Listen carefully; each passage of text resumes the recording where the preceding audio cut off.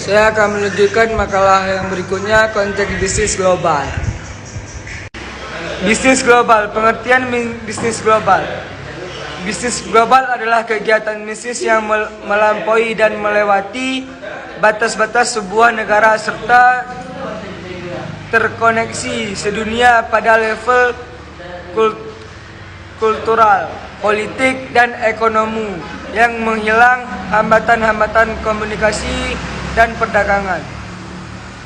Bisnis global menurut Gloss Standard Downward 1996 yaitu seluruh kegiatan yang diorganisir oleh orang-orang yang bergerak dalam bidang perniagaan dan industri yang menyediakan barang dan jasa untuk kebutuhan, mempertahankan dan memperbaiki standar kualitas hidup mereka sehingga menjadi sebuah sistem tunggal yang paling bergantung dan dalam perekonomian dunia.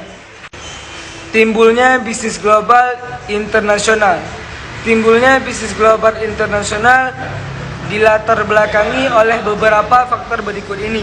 Yang pertama, globalisasi, yaitu suatu proses perekonomian dunia menjadi sebuah sistem tunggal yang saling bergantung.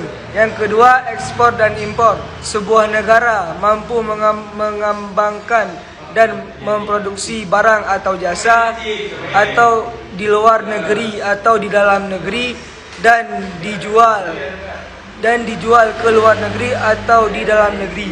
Yang ketiga, perekonomian global kontemporer. Perdagangan dalam konteks waktu bahwa di masa lalu banyak negara yang mengikuti kebijakan ketat untuk melindungi bisnis dalam negerinya. Tetapi kini banyak negara yang secara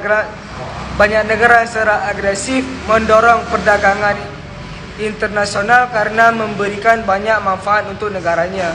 Yang keempat, kesepakatan dagang. Beberapa kesepakatan dagang legal telah mencetuskan perdagangan internasional agar segala transaksi dagang berjalan tanpa hambatan dan tertib. Manajemen bisnis internasional.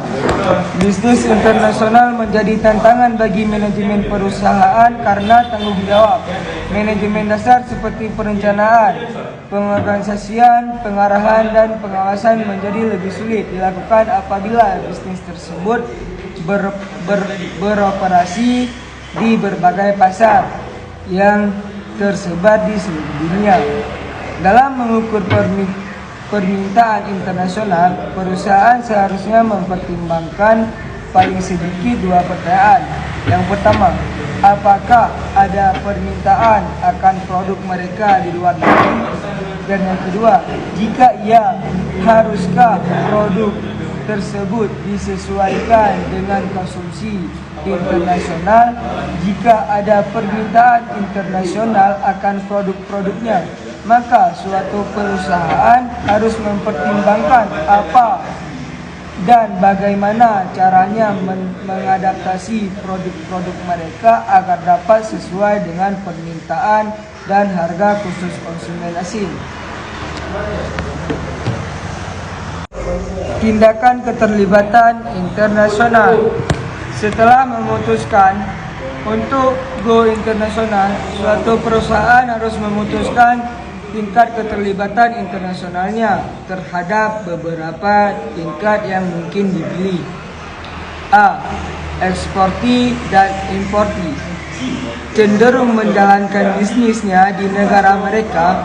Kedua jenis perusahaan itu merupakan level keterlibatan yang tersendah dalam mengoperasi internasional dan merupakan cara yang paling cocok untuk mempelajari pokok-pokok bisnis global. B. Beroperasi sebagai perusahaan internasional. Dalam bersikap sebagai perusahaan internasional, menjalankan bisnisnya di negara asing dan juga menjalankan fasilitas manufaktur di luar negeri. C. Beroperasi sebagai perusahaan multinasional. Produk-produk yang dihasilkan mempengaruhi kehidupan ratusan juta konsumen, pesaing, investor, dan bahkan para pemrotes.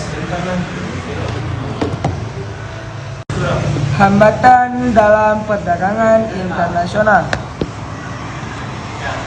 Terdapat sejumlah faktor yang mempengaruhi operasi perdagangan internasional karena sebuah bisnis bisa merupakan multinasional sejati atau hanya menjual kepada beberapa pasar luar negeri tertentu.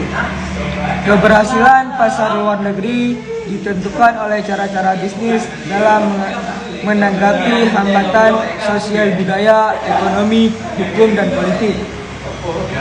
1. Perbedaan sosial dan budaya. Perusahaan memiliki rencana bisnis di negara lain harus memahami perbedaan antara masyarakat dan budaya negara lain, seperti bahasa, makanan, dan gaya hidup. 2. Perbedaan ekonomi.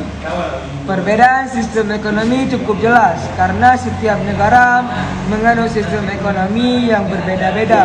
Ada beberapa jenis sistem ekonomi yang digunakan di dunia saat ini, yaitu sistem ekonomi tradisional, sistem ekonomi tradisional, sistem ekonomi komando atau sosialisis, sistem ekonomi pasar atau liberal, sistem ekonomi campuran.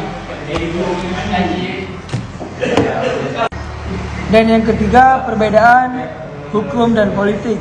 Pemerintah bisa mempengaruhi kegiatan bisnis internasional dalam berbagai hal, seperti menciptakan kondisi permasyarakatan dalam melakukan bisnis di wilayah hukum, bahkan melarang melakukan bisnis, serta pemerintah juga dapat mempengaruhi arus modal yang sangat penting bagi suatu perusahaan. Debat yang keempat, debat proteksionisme. Praktek melindungi bisnis domestik dari persaingan pasar bebas untuk ketahanan nasional.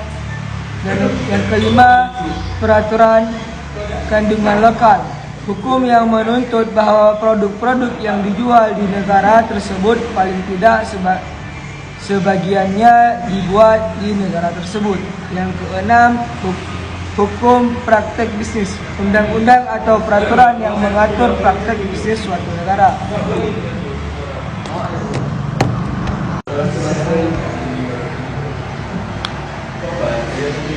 Kesimpulan, bisnis global adalah kegiatan perdagangan berupa ekspor dan impor antara dua negara atau lebih.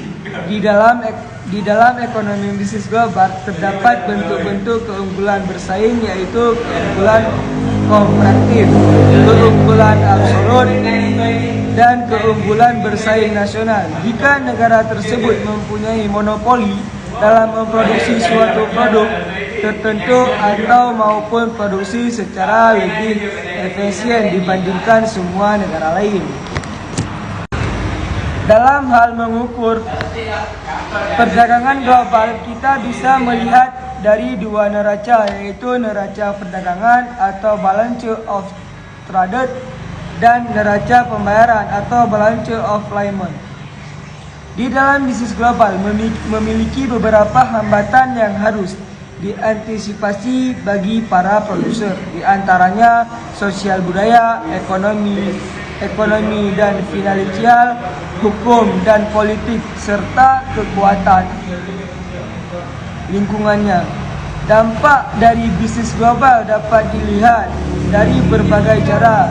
Kita melihatnya dari sisi positif adalah dari segi produsen dapat meningkatkan profit karena pasar yang luas, dapat meningkatkan defisial negara, dan lain sebagainya. Selain itu, dampak negatif yaitu dapat melumpuhkan barang-barang dan dalam negeri yang tidak mampu bersaing dan kemungkinan definisi anggaran bagi